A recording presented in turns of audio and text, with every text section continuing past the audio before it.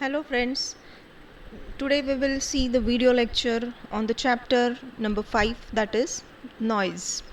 So there are different things which we are going to discuss today. So just go through the contents. First part is introduction, then effects of noise, sources of noise, types of noise like thermal noise, short noise, transient time noise, miscellaneous noise, and then we will be concluding the session. So coming to the introduction, so basically what is noise? Noise is nothing but a random signal which enters into the communication channel. So usually we know that in a process of communication we have three important blocks, that is a transmitter, channel and a receiver. So channel is a part where usually the noise gets added. So it is basically a unexpected signal which is entering into the communication channel. As we are saying that it is an unexpected signal, obviously it is going to distort the signal and that is going to lead to the error. So whatever you will receive at the receiver is going to have the presence of noise, okay, which is going to disturb the signal. So noise is basically acting or it is just creating a disturbance in the signal. So this is the introduction, that is in any communication system during the transmission of signal or while receiving the signal, some unwanted signal gets introduced into the communication channel, making it unpleasant for the receiver. That is, whenever a noise is added into the signal in a channel, it makes the receiver unpleasant. Questioning the quality of communication, such a disturbance is called as noise.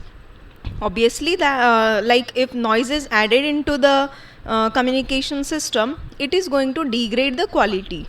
Okay, so coming to the next point, what is noise? So here we'll just try to define what is noise. Noise is an unwanted signal which interferes with the original message signal and corrupts the parameter of the message signal. So here, as I already said, that noise, it gets added into the communication channel and transmitters like it is going to function to transmit the signal.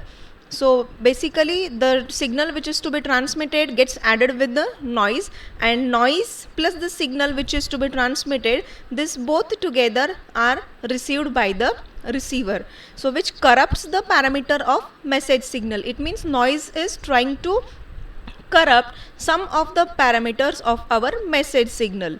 These alteration in the communication process leads to the message getting altered.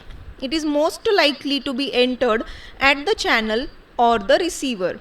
So these are two things where the noise will get added, that is in the channel and in the receiver.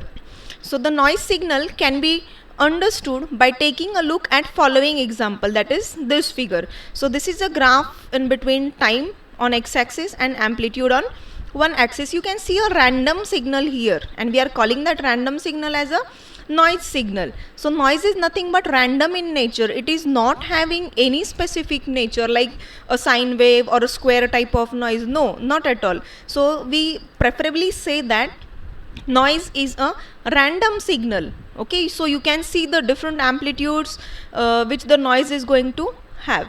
So basically noise is random in nature. Okay, so hence it is understood that noise is some signal which has no pattern. So if you see this signal, from this we can say that it is not having any specific pattern. So we can say that it has no pattern and no constant frequency or amplitude. You can see this figure where you cannot see any of the amplitude is constant, whereas nor the frequency is going to remain constant. Okay, it is quite random and unpredictable. Measures are usually taken to reduce it, that is always we have to try such that our noise will be less. Okay, throughout can't be completely eliminated. So noise should be less but it cannot be completely eliminated, that is small amount of noise is always present at the receiver side. So there are some of the most common examples of noise, that is hiss. Hiss is nothing but a sound which is there or which is the noise in a radio receiver. Buzz, it is a sound amongst amidst means amongst, okay, of telephone conversation. It is nothing but the sound coming around from, okay, and this word means amidst means amongst. Flicker in television receivers. Flicker is nothing but the continuous changes in the brightness level which is always observed in television, and that is called as flicker. So these are some types of noise which occur, that is hiss, buzz and flicker. So there are some effects of noise. So noise is an inconvenient feature which affects the system's performance. Following are the effects of noise. So as it is going to enter into the communication channel, obviously it is going to have some effect. So what are those effects, we will see. So this is the first effect, that is noise limits the operating range of system. What does it mean? It means that noise indirectly places a limit on the weakest signal that can be amplified by the amplifier. That is, noise limits the smallest signal that are received and are capable of processing, okay. And the second effect is noise affects the sensitivity of receiver. Sensitivity means what? It is the minimum amount of input signal necessary to obtain the specific quality at the output. So these are the two important effects of noise. We'll come to the next part, that is types of noise. The classification of noise is done depending on the type of sources, okay. So this is noise which is classified into two major categories, like external source and internal source, okay. External source and internal source, and under external source we have three different types, that is atmospheric noise, extraterrestrial noise and industrial noise, okay. Basically this is also called as natural source of noise or man-made source of noise, okay. So what is natural source of noise? Natural source of noise means the noise which occurs due to atmospheric conditions like thunder, storms, okay. And industrial noise is a man-made noise which occurs due to the ignition systems of vehicles or the noise created by the industries, okay. And the next type of noise is internal sources, noise occurring due to the internal sources, that is thermal noise and short noise. So this is a type of noise, that is internal source is a type of noise which occurs due to the internal components, okay.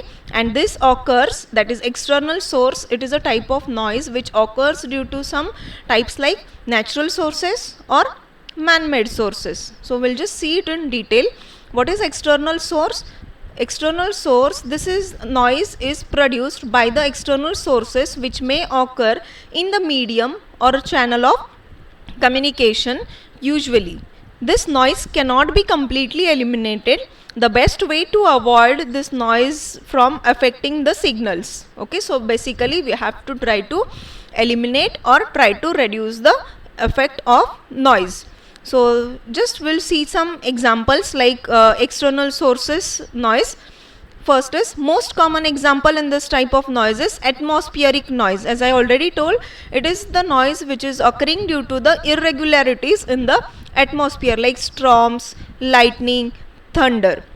And extraterrestrial noise such as solar noise and cosmic noise, okay. And these two are the natural sources of noise. These are the natural sources of noise, whereas industrial noise is a man-made source, that is the noise created by the humans. So that may be due to the ignition system of the cars or the noise created by the industries.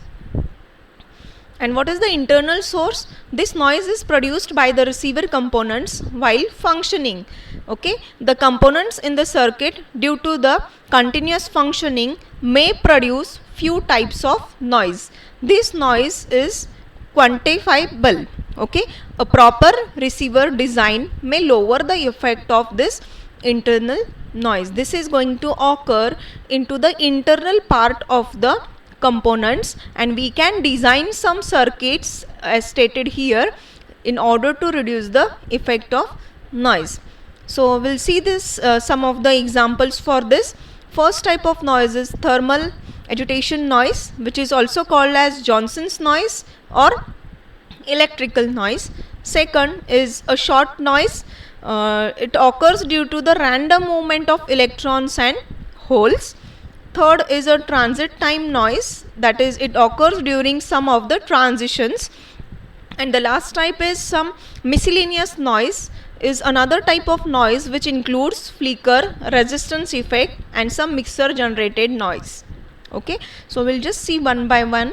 So according to the contents, this is nothing but the types of noise. So the first type of noise is thermal noise. So thermal noise is the type of noise which occurs due to the movement of free electrons. Okay, it occurs due to the free electrons which constitute a current. We know always the current flow due to the electrons. Okay, so free electrons constitute the current which is purely random in nature and over a long time averages 0.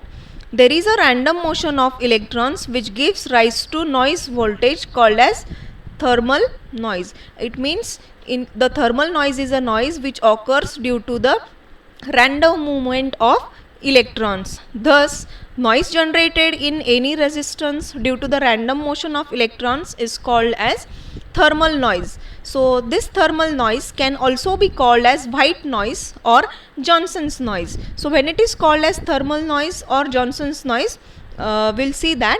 Before that, just see, this is one of the electrical circuit which is shown, and the random movements of electrons is shown, which causes the flow of which causes the thermal noise. Okay, so the average thermal noise power is given by this equation, that is Pn equal to KTB, and it is measured in watts, where K is the Boltzmann constant and its value is already known, that is 1.38 into 10 raised to minus 23 joules per Kelvin, and T is the temperature of a conductor, and B is the bandwidth, and it is measured in hertz. Okay, so as I told that thermal noise is also called as white noise or Johnson's noise. Why it is called as thermal noise? Because if you see the power spectral density, okay, this is the power spectral density. It is a plot between frequency and power on one axis. You can see this is uniform. Okay, it is having same value. Okay, so the thermal noise is also referred as white noise when the power spectral density is uniform, means constant value. So this is also called as white noise. Coming to the next type of noise, that is short noise. The most common type of noise is referred to as short noise, and this is produced by the random arrival of electrons or holes at the output element. Random arrival of electrons and holes at the output element. This is important. Okay, even through current flowing is established by external bias voltages, there will be still some random movement of electrons or holes due to the discontinuities in the device.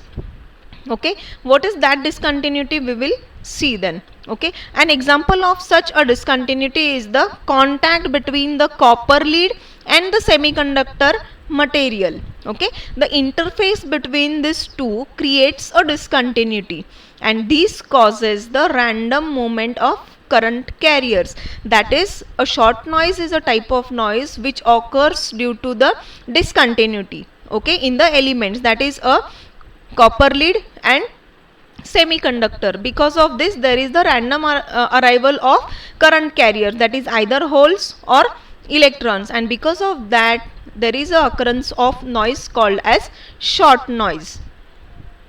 So the mean square short noise current for a diode is given by this expression. Okay, this is the expression. You can go through this expression and see. So mean square short noise current, okay, for the diode. The next type of noise is transient time noise. Another kind of noise that occurs in transistor, okay, is called as transit time noise. So this is the type of noise which can be seen in transistor. Transistor time is the duration of time that it takes for a current carrier such as hole or a current to move from input to output. Just in simple words, if I say, transit time noise is a noise which occurs in transistor, and it occurs because current carriers such as hole or a current required to move from input to output. It means the time required for the current to move from input to output is called as transit time noise. The next type of noise is miscellaneous internal noise. So in these there are different types. That is, first one is flicker noise. So flicker, as I told you, the meaning of flicker is nothing but the changes in the brightness level. Okay, so flicker noise, or it is also called as modulation noise, is the one appearing in transistor operating at lower audio frequencies. Flicker noise is proportional to the emitter current and junction temperature. However, this noise is inversely proportional to the frequency. Hence, may be neglected at frequencies above 500 Hz, and it is therefore possesses no serious problem. Okay. The next type of miscellaneous type of noise is transistor's thermal noise. Within the transistor, thermal noise is caused by emitter, base, and collector internal resistance. Out of these three regions, the base region contributes maximum thermal noise. And the next type of noise is partition noise. So partition noise occurs when current has to divide between two or more paths and results from the random fluctuations in the division. That is, whenever a current is divided into equal parts, but still there is some random fluctuations in that divisions, and because of that the noise occurs is called as partition noise. Okay, so we saw different types of noise today, that is thermal noise, short noise, flicker noise, transit time noise, etc. Okay, basically this is all a theoretical part. Okay, so we'll just conclude today's session. That is, sources of noise are many. We know that there are different sources of noise, like man-made, natural, okay, due to the components and all, and they may vary, that is, they are varying. Noise reduction is important problem. Basically we have to always try to reduce the amount of noise, and that is a big problem. Okay, so basically we can have some circuitry at the receiver side in order to reduce the noise. So noise reduction is an important problem in applications such as cellular mobile communication, speech recognition, image processing, medical signal processing, radar, sonar, and in any application where the signals cannot be isolated from noise. So basically noise is a amount which should always be less. That is, the amount of noise should always be less, and we should always try to minimize that. Thank you.